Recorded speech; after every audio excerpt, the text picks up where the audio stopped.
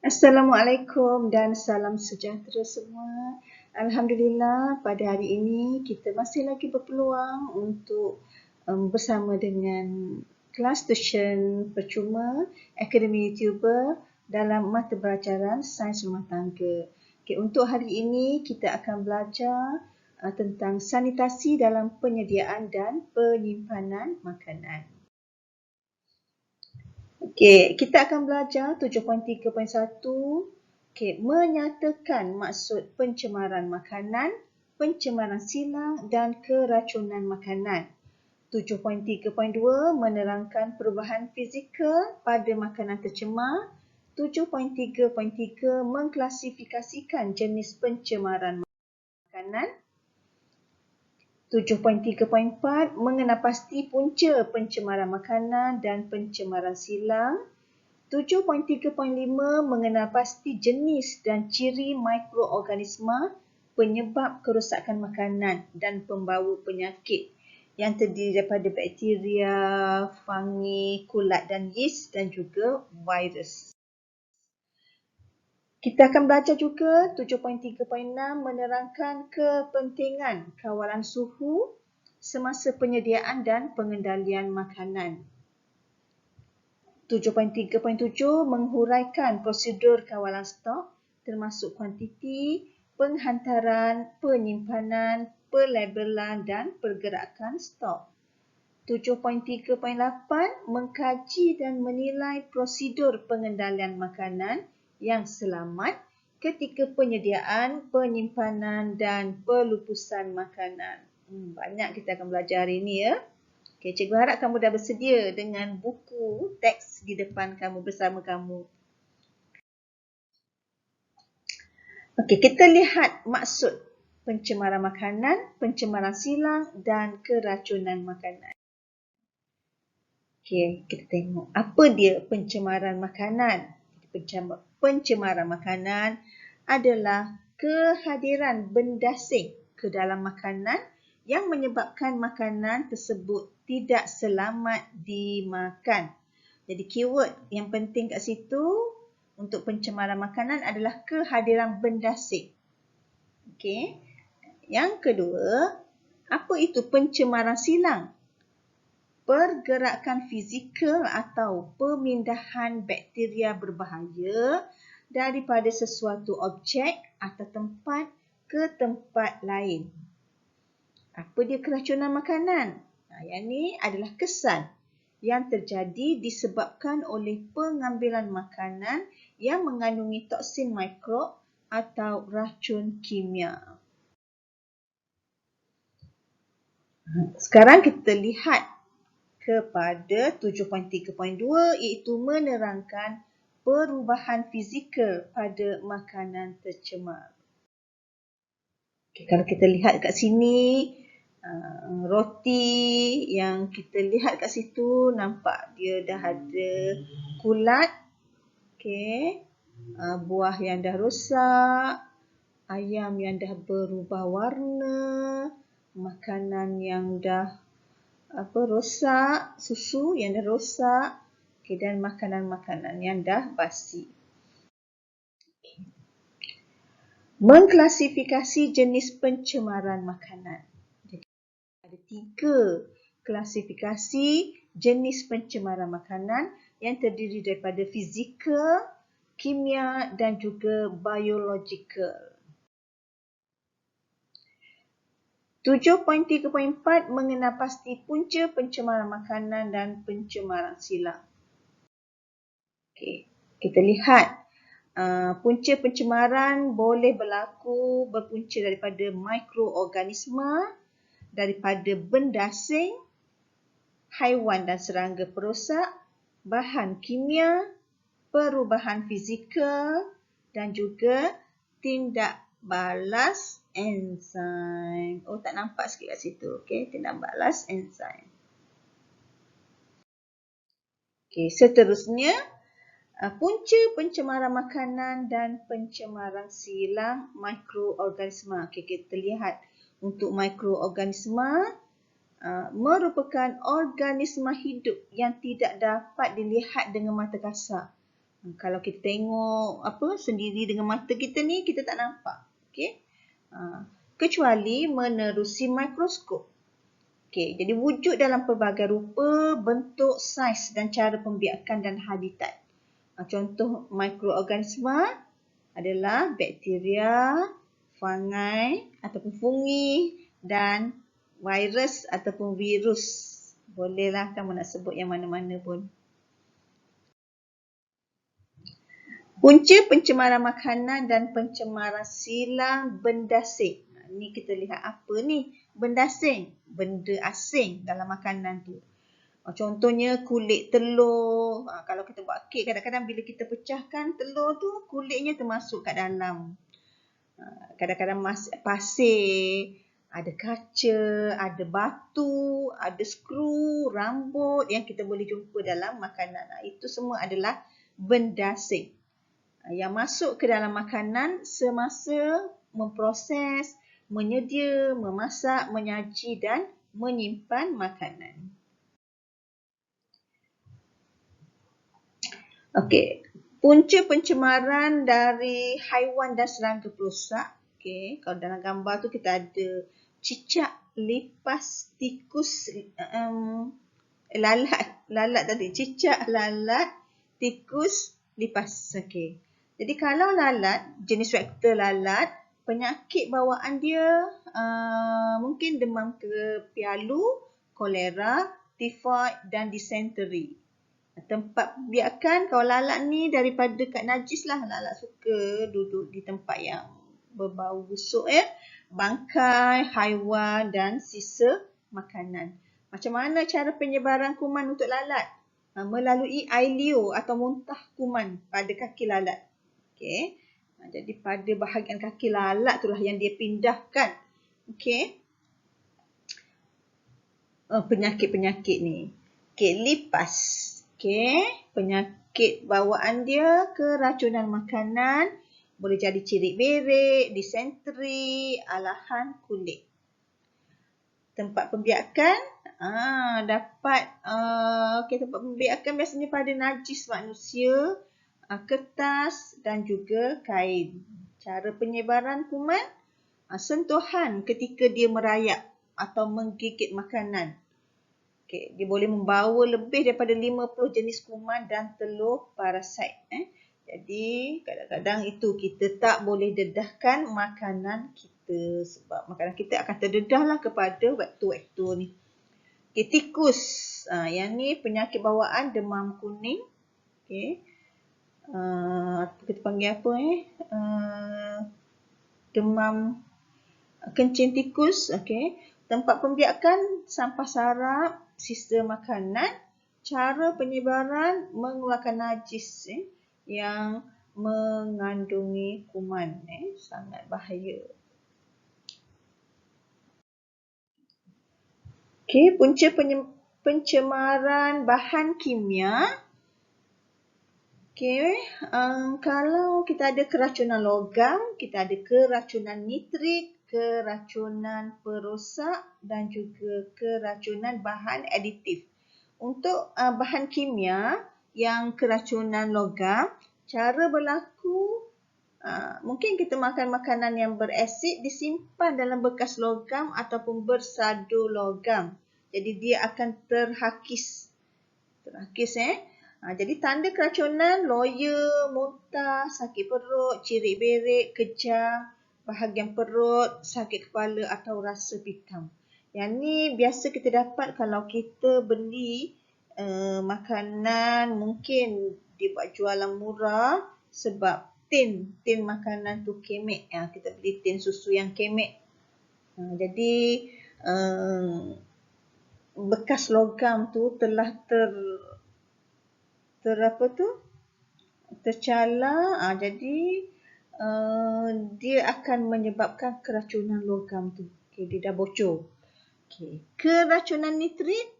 Nitrit ni garam nitrit. Garam atau pengawet makanan digunakan secara berlebihan dalam makanan. Kalau kita guna terlalu banyak garam atau pengawet dalam makanan pun boleh menyebabkan keracunan. Macam mana kita nak tahu tanda keracunan? sama juga. Loya, muntah, okey. Bibir dan kulit menjadi biru, sakit kepala, lemah, tidak sedarkan diri, dan darah menjadi coklat. Ini keracunan nitrit. Okey. Keracunan racun perosak diguna dalam pertanian, sayuran dan buahan tidak dicuci dengan sempurna. Kadang kita makan, kita beli sayur-sayuran yang segar yang sebenarnya telah disembur dengan racun. Okey, racun. Jadi sekiranya kita tidak cuci dengan sempurna, dia akan boleh menyebabkan keracunan makanan kita. Tanda keracunan pun sama, loya, muntah. Sebab muntah terlalu banyak, kadang dia akan menjadi kejang di bahagian perut. Cirit-berit, sakit kepala, gementar, penglihatan menjadi kabur, sakit dada, dan bibir kulit menjadi biru.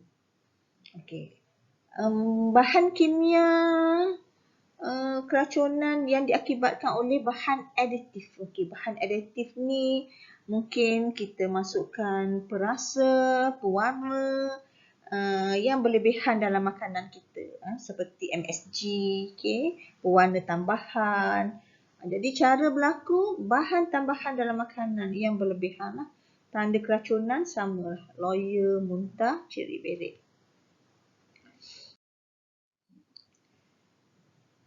Okey, punca pencemaran daripada perubahan fizikal. Jadi makanan ada tempoh yang terhad. Okay, kalau kita beli makanan yang dibuat, mesti dia ada tempoh yang selamat untuk kita makan. Jadi perubahan dari segi warna, rasa, bau, rupa dan tekstur. Okey, punca pencemaran makanan dan pencemaran silang dari tindak balas enzim. Okey. Yang ni kalau sebut tindak balas enzim, dia lebih kepada dalam buah, bertindak sebagai pemangkin dalam proses kimia, mempercepat dan memangkin perubahan fizikal makanan secara kimia seperti perubahan warna, rasa dan tekstur. Sensitif pada suhu makanan akan cepat berubah secara fizikal. Itu tindak balas enzim. Okey. Sekarang kita pergi kepada mengenal pasti jenis dan ciri mikroorganisma yang membawa kepada penyebab kerosakan makanan dan pembawa penyakit, iaitu bakteria, fungi, kulat dan yeast dan juga virus. Kita tengok bakteria. Bakteria habitatnya di tanah, air, udara, badan manusia, badan haiwan, tumbuhan. Habitat ni maksudnya tempat dia tinggal. Tempat bakteria tu berada. Okey. Cara pembiakan mungkin belahan dua, pembentukan spora dan konjugasi. Okey, keperluan membiak, nutrien, dia lihat kat situ. Okey, nutrien, kelembapan, okey, suhu yang sesuai, masa untuk membiak, pH, udara, suhu. Okey, itu bakteria. Kalau fungi, okey, kita guna bahasa baku fungi, fungi kadang-kadang, okey, ke bahasa Inggeris. Yeast, fungi ni terdiri daripada yeast dan kulat. Yeast dia berbentuk bulat dan bujur telur, mempunyai nukleus yang besar dan membran sel yang tebal, diguna dalam proses penapaian. Okey, kulat dia lebih mudah dilihat, mempunyai filamen, hyphae, berbentuk seperti rambut bercabang. Bahagian dia menganjur ke atas adalah spora yang bertindak sebagai ejen pembiakan. Biasanya terdapat pada roti yang rosak. Yang ni kita mudah nampak lah. Bila kulat dia mudah dilihat. Kalau kita tengok roti kita dah berkulat, bermakna dia dah tidak selamat untuk dimakan. Virus ataupun virus merupakan parasit yang mengakibatkan pelbagai jenis penyakit kepada manusia. Hanya boleh dilihat menggunakan mikroskop elektron. Makanan tercemar dengan virus boleh dikesan dalam masa 1 hingga 8 jam. Maknanya bila kita dah makan, selepas makan 1 hingga 8 jam kita ada simptom, itu kemungkinan daripada virus dan dia berlarutkan sehingga 48 jam. Virus pada kerang dan siput yang dicemari air kumbahan boleh menyebabkan hepatitis A. Ini sangat bahayalah. Macam hepatitis A ni memang banyak didapati kepada peminat seafood. Sebab dalam kerang dan siput tu mengandungi kuman. Pencemaran oleh bakteria Staphylococcus aureus. Ini bakteria. Makanan yang dicemari, Staphylococcus aureus ni dia biasa akan mencemari daging, pulut kuning, sambal udang, nasi lemak, mihun goreng, pastry berkrim. Ini Staphylococcus aureus. Dia akan berada dalam daging. Pulut kuning, sambal udang, nasi lemak, mihun goreng, pastry berkrim. Cara penyebaran dia toksin. Masa 1 hingga 8 jam selepas makan. Gejala, loya, muntah, sakit kepala, sakit perut, cirit-berit. Kalau Clostridium botulinum, makanan yang dicemari adalah makanan dalam tin seperti sardin, ikan salai, kentang, kuah yang masih terdapat dalam ketuhar.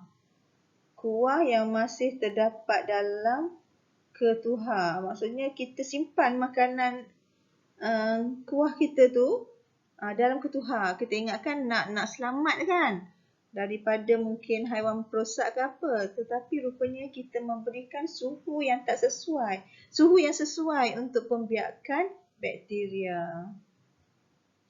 Cara penyebaran toksin masa 2 jam hingga 8 hari bergantung pada dos racun.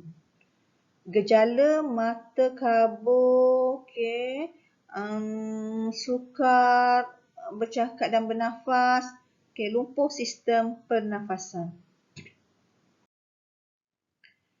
Untuk Clostridium perfringens, makanan yang dicemari adalah daging yang separuh masak. Ini kepada penggemar steak yang suka daging yang separuh masak tu, half cook.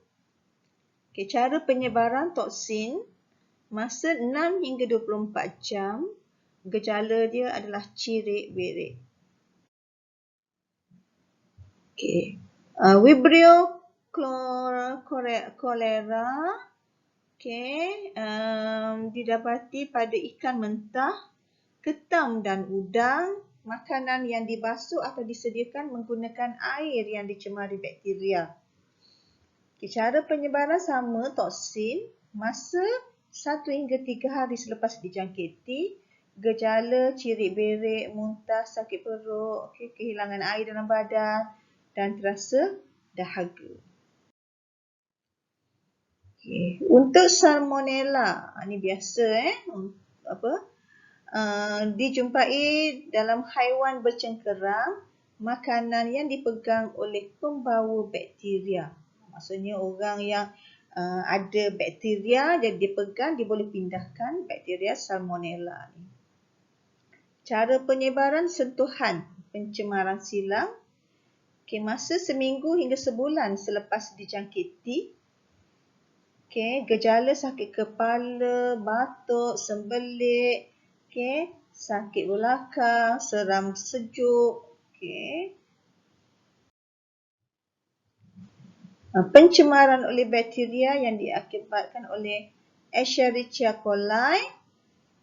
Makanan yang dicemari daripada keju, lembu, kambing panggang dan makanan yang dikendali oleh orang yang dijangkiti. Jadi cara penyebaran adalah melalui sentuhan pencemaran silang. Masa 10 hingga 15 jam. Gejala sakit kepala, batuk, sembelit, sakit belakang, seram sejuk. Okey. Untuk Shigella, makanan yang dicemari adalah sayur-sayuran, strawberry dan air. Cara penyebaran toksin, masa 24 hingga 72 jam. Gejala sakit bahagian perut, cirit birit, najis yang berdarah dan berlendir dan juga demam. Sekarang kita lihat kepada standard pembelajaran 7.3.6 menerangkan kepentingan kawalan suhu semasa penyediaan dan pengendalian makanan. Kalau kita lihat kat sini, danger zone ataupun zon yang paling berbahaya adalah di antara 5 darjah Celsius hingga 60 darjah Celsius. Ini adalah kawasan suhu yang paling bahaya kerana dia adalah suhu yang paling sesuai untuk pembiakan bakteria. Jadi kita perlu pastikan makanan kita tidak berada di dalam area suhu ini.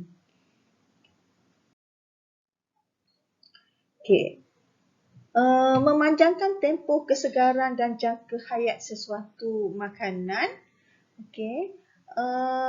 Membunuh mikroorganisma.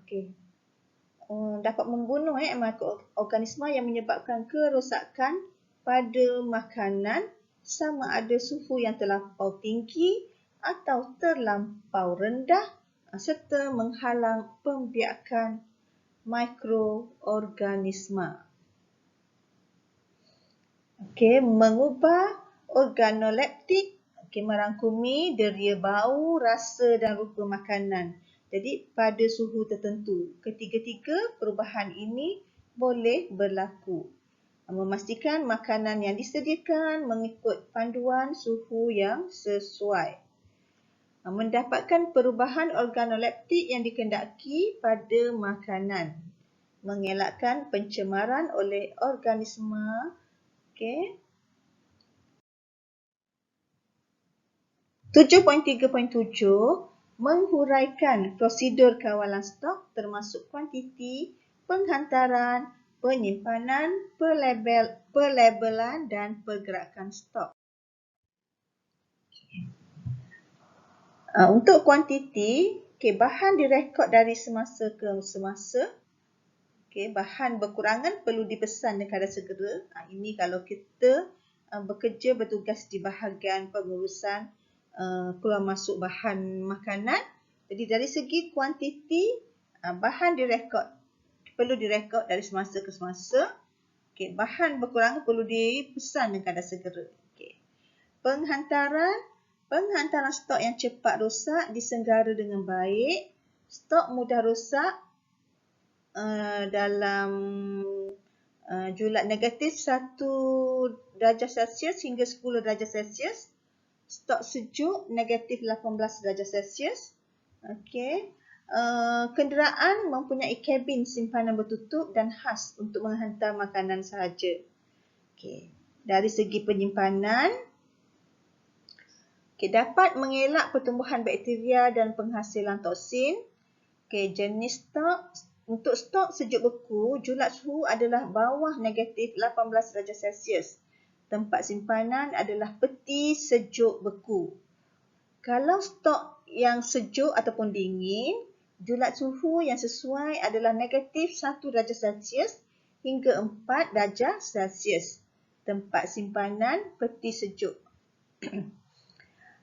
Untuk stok kering, Julat suhu adalah pada suhu bilik dan tempat simpanan adalah di rak dengan pengudaraan yang baik. Stok rosak, dibuang dan dilupuskan. Okey. Dari segi pelabelan, stok dilabel dengan maklumat nama pengeluar dan tarikh masuk untuk mengenapasi kedudukan stok, dan pergerakannya dengan tepat. Pergerakan stok first in first out direkod dengan sempurna. Maksudnya stok yang masuk dulu itulah yang perlu kita habiskan dahulu. Okey.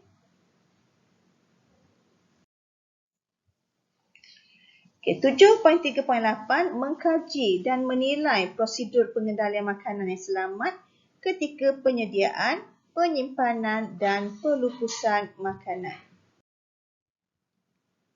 Okay, kita lihat kepada penyediaan. Okay.